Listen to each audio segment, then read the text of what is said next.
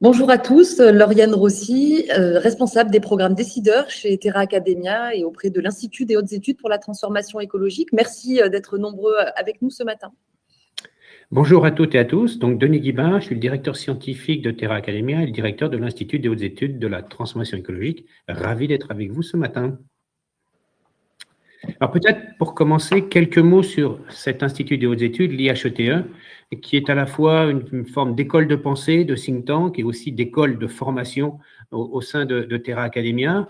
Au sein de l'IHETE, nous menons des travaux de prospective, d'études autour d'un certain nombre de thématiques. Vous les voyez sur la gauche du transparent, la santé, l'intelligence artificielle, en lien, tous ces thèmes, avec la transformation écologique et toujours avec une perspective prospective sur les métiers et les compétences et l'action que ces métiers et ces compétences permettent d'avoir dans les territoires. Ce travail se fait sous la supervision avec l'accompagnement d'un conseil scientifique de très haut niveau. Vous avez vu quelques-uns des membres du conseil scientifique dans la vidéo. On a, Jean Jouzel n'en fait pas partie, mais par contre on a Claudie Aigneret, par exemple, et on a un certain nombre de professeurs au Collège de France, de grands scientifiques au niveau de l'Académie des sciences ou de l'Académie des technologies qui sont là pour éclairer nos travaux. Ça, c'est la partie études, prospective. Nous développons aussi des outils permettant de construire des formations, de travailler sur la transformation écologique. Nous avons développé un référentiel de compétences. Nous mettons en place des diagnostics territoriaux pour analyser l'état écologique d'un territoire, voir quels sont ses besoins en compétences pour se transformer écologiquement. Nous avons aussi des conférences, nous diffusons de la connaissance au travers de débats, de conférences que nous organisons sur nos différents campus. Et puis, et c'est le thème de notre webinaire aujourd'hui, nous développons des formations pour les dirigeants, dont cette session annuelle de l'IHETE. Alors, cette session annuelle, elle vise à former et à transformer les dirigeants pour qu'ils soient des acteurs de la transformation. Nous avons une démarche de construction en étapes pour commencer par comprendre et anticiper les effets systémiques de l'urgence écologique dans sa globalité, pour ensuite travailler en collaboration, en coopération entre les différents acteurs. Vous verrez aussi que c'est l'objectif de la constitution, de la promotion de la session annuelle de l'IHETE, en mélangeant des publics venant du privé, du public, du monde académique, du monde associatif, pour rassembler l'ensemble des parties prenantes et agir ensemble pour la transformation écologique. Et nous nous appuyons d'un côté, notamment à travers le conseil scientifique que j'évoquais, sur la science, mais aussi de façon très concrète et applicative sur l'action opérationnelle, notamment dans les territoires, là où se passe la transformation écologique.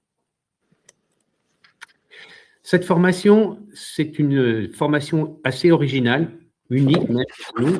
Donc, comme c'était évoqué par notre président Jean-Michel Blanquer dans la vidéo, c'est un parcours, 9 séminaires de 2 jours sur 9 mois, qui mélange des scientifiques avec des scientifiques de très haut niveau. Vous en avez vu quelques-uns dans la vidéo, et nous en aurons aussi d'autres pour la deuxième session annuelle, pour déboucher aussi sur le développement de compétences qui sont applicables, qui permettent d'agir directement dans vos organisations, quelles qu'elles soient, que ce soit public, privé, pour la transformation écologique. C'est un parcours qui se fait sur ces 9 séminaires de 2 jours, en créant une expérience pédagogique unique, appliquée notamment dans des learning expeditions, des expériences sur le terrain. Vous en voyez quelques-unes en images ici, qui sont celles que nous avons effectuées dans la première session annuelle. Nous sommes allés visiter une ferme en Normandie, nous sommes allés visiter l'usine de recyclage et de production de voitures recyclées, comme ils l'appellent, de Renault, qui est l'ancienne usine de Flins.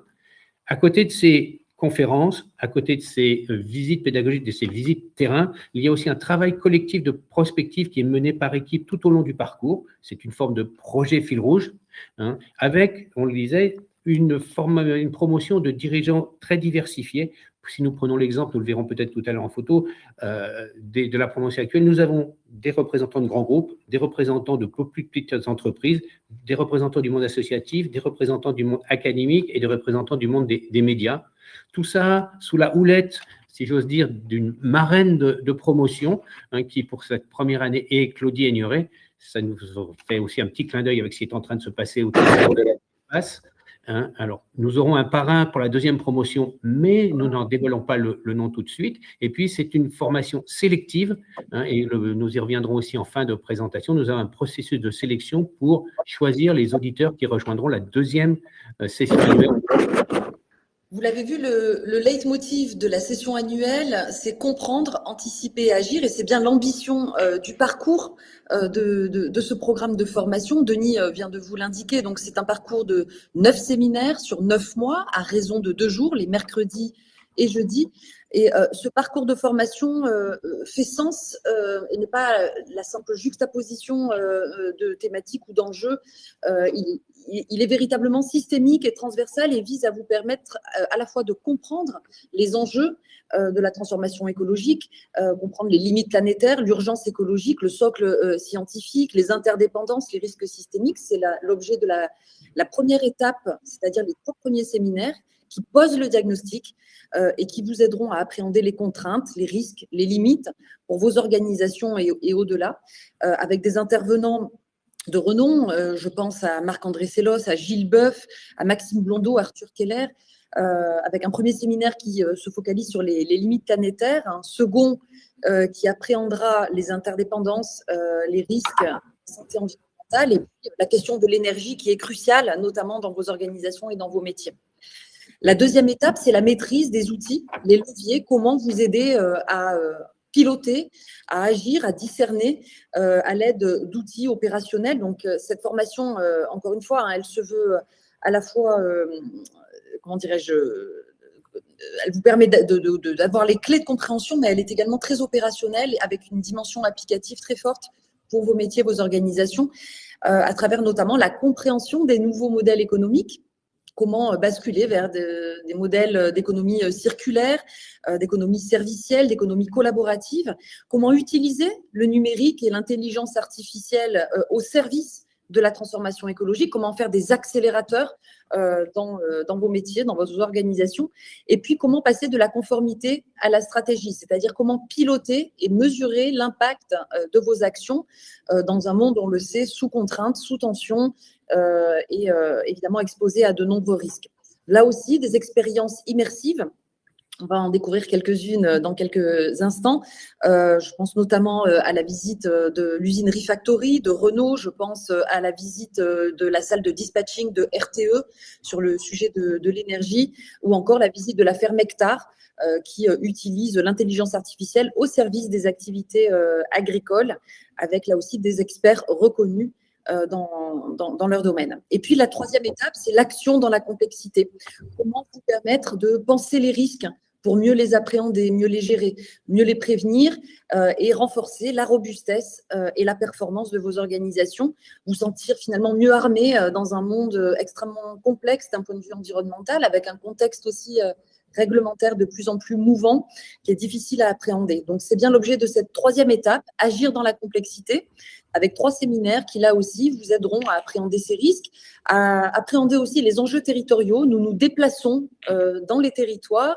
La première promotion a eu l'occasion de s'immerger dans les Hauts-de-France et en Normandie également, Denis l'a dit tout à l'heure. Nous partirons de nouveau en immersion dans les territoires pour comprendre de manière très concrète, très opérationnelle, quels sont les enjeux, quels sont les outils, et puis vous aider enfin à conduire la transformation et à mobiliser vos parties prenantes en interne, et également vos parties prenantes externes, puisqu'on le sait, l'enjeu de l'acceptabilité et l'enjeu de la concertation sont devenus cruciaux en matière de transformation écologique.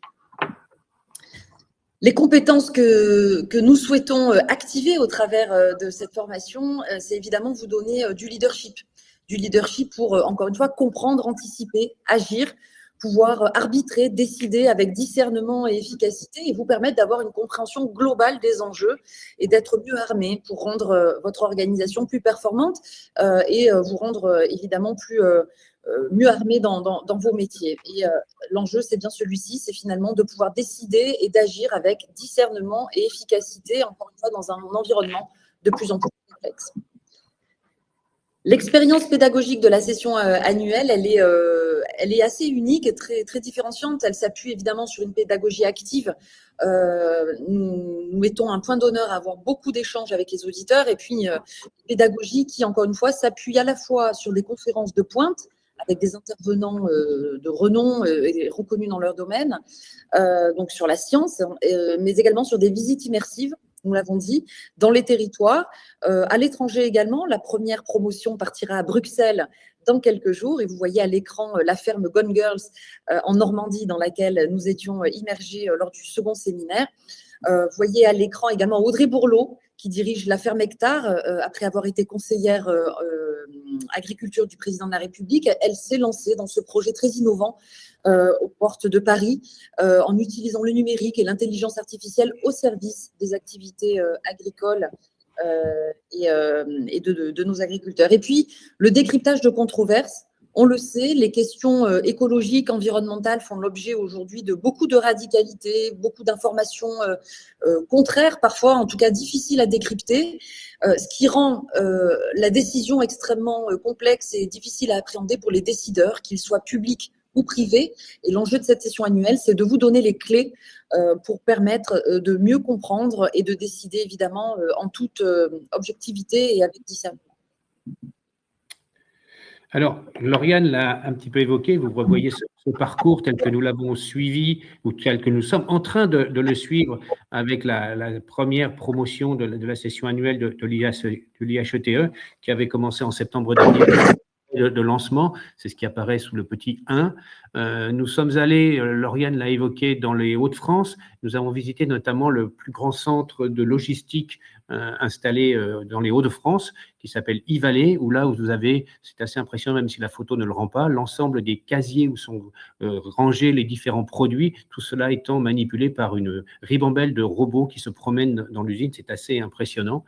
De façon plus peut-être calme et bucolique, nous avons fait, toujours dans la ferme Gold Girl, ce parcours assez étonnant qui est la marche du temps profond, où on parcourt en 4 km 6, l'équivalent des 4,6 milliards d'années depuis l'apparition de la Terre, et on remonte toutes les étapes, ce qui nous fait un lien avec notamment l'apparition de la vie sous ses différentes formes sur notre planète. Nous sommes allés aussi, Lauriane l'a évoqué, dans une autre ferme, la ferme Hectare, c'était beaucoup plus récent, qui elle est une ferme, comme Lauriane l'a évoqué, avec un pilotage très fort par le numérique et l'intelligence artificielle pour optimiser cette agriculture qui est une agriculture régénérative.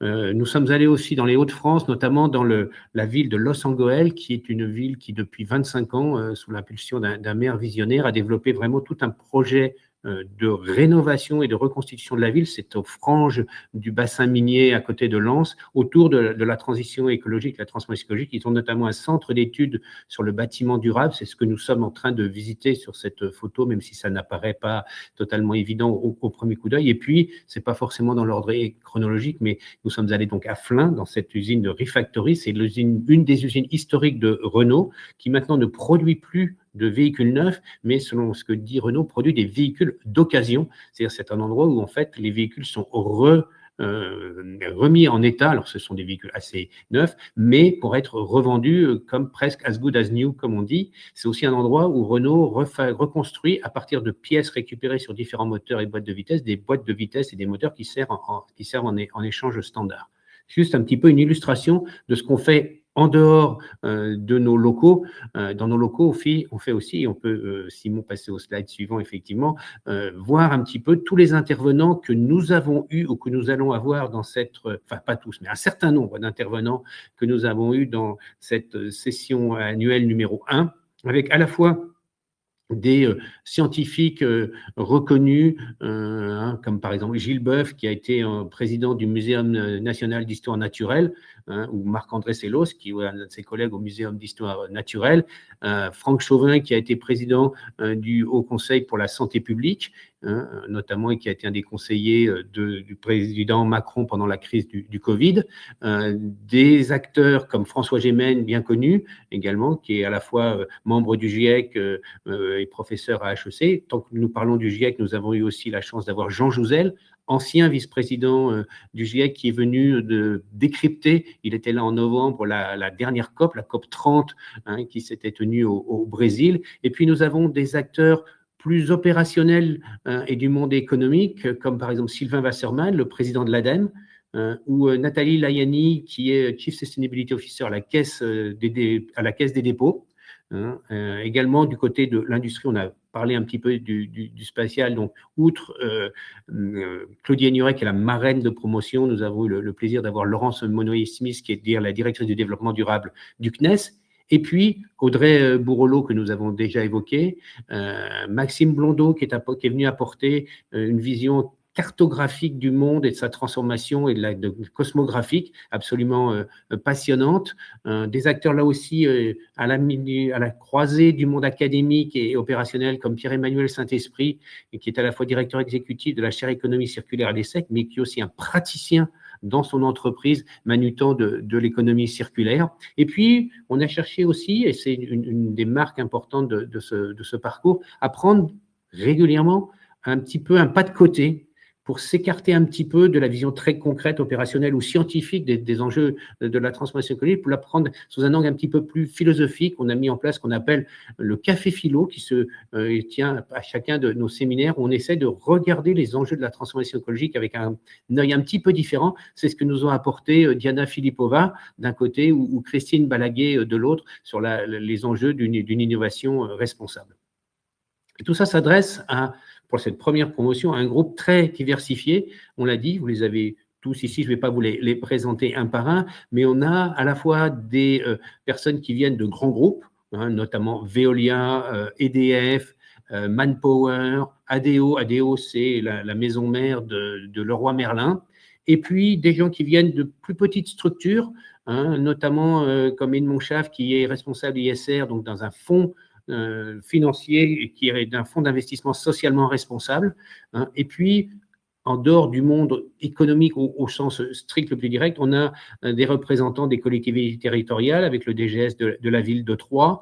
On a deux représentants des médias, représentants avec aussi bien Dominique Pialot, trois en fait, Benoît Habert et Emmanuel Charpentier, et puis un président d'association qui est plutôt sur une dimension sociale, dans la thématique de son association, et qui souhaitait le compléter par un éclairage sur la transformation écologique. Et cette promotion est très riche, fonctionne vraiment comme un collectif, un groupe. Le fait, par exemple, d'être allé passer un séminaire, un des premiers séminaires du parcours en Normandie, a créé cette cohésion de groupe, et ce groupe vit, y compris en dehors de nous, notamment dans l'animation et le travail qu'ils font sur leur projet fil rouge. Ils ont en deux groupes, chacun un rendu à apporter qui est la réponse à un problème concret de transformation écologique qui nous a été apporté par un acteur externe et auquel ils vont faire leur proposition de solution en juin.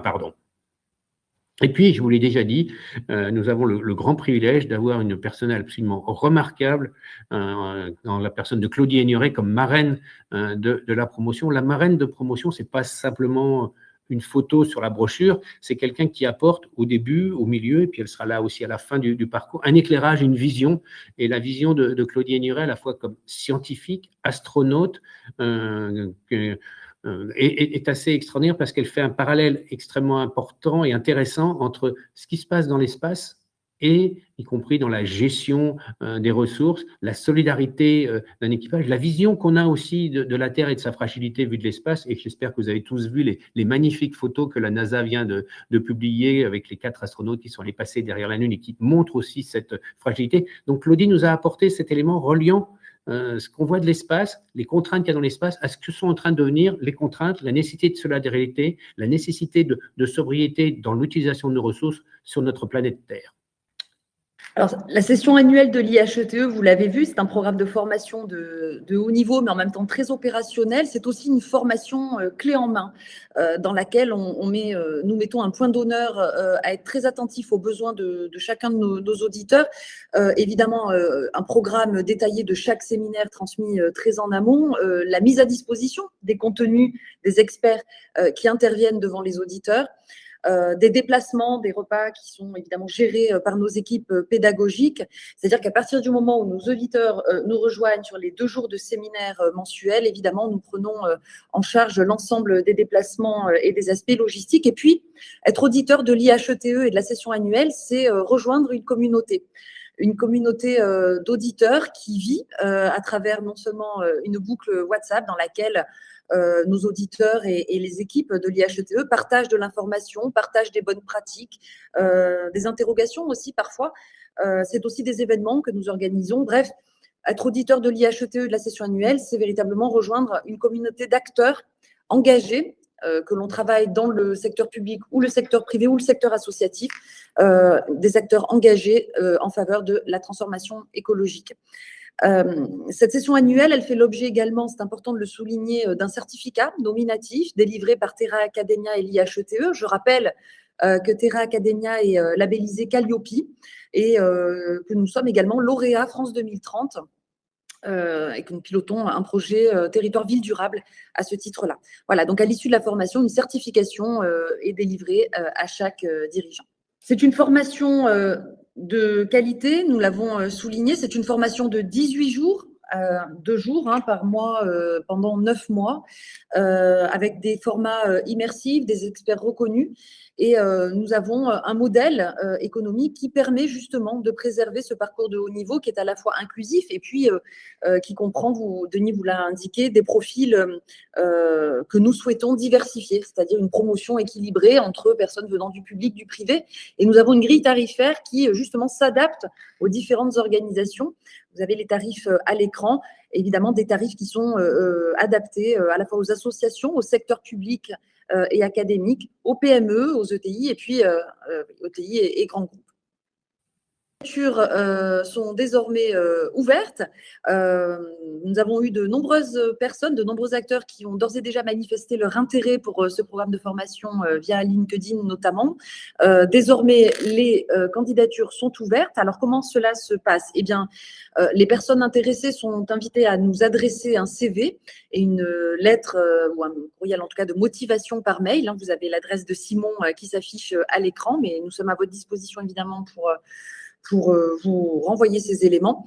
Et puis, l'équipe de l'IHETE, Denis, moi-même, examinons les candidatures et nous faisons passer un entretien à chaque personne intéressée par ce programme de formation pour ensuite annoncer aux dirigeants sélectionnés donc en juillet leur intégration dans cette promotion 2025-2026 qui démarrera dès la fin du mois de septembre, puisque nous avons une soirée de lancement de la deuxième session annuelle qui est prévue le mardi 29 septembre 2026, soirée au cours de laquelle nous remettrons également les diplômes aux auditeurs de la précédente promotion. Voilà. Et soirée au cours de laquelle nous dévoilerons également le parrain ou la marraine de cette nouvelle promotion. Donc, ne tardez pas à nous envoyer vos candidatures. Comme je l'ai dit, nous avons déjà plusieurs personnes intéressées, de nombreuses personnes, et puis un nombre évidemment de places limitées. Nous avons 20 places sur cette seconde session. Donc, évidemment, c'est sélectif et exigeant, mais ça correspond également évidemment à l'exigence du parcours.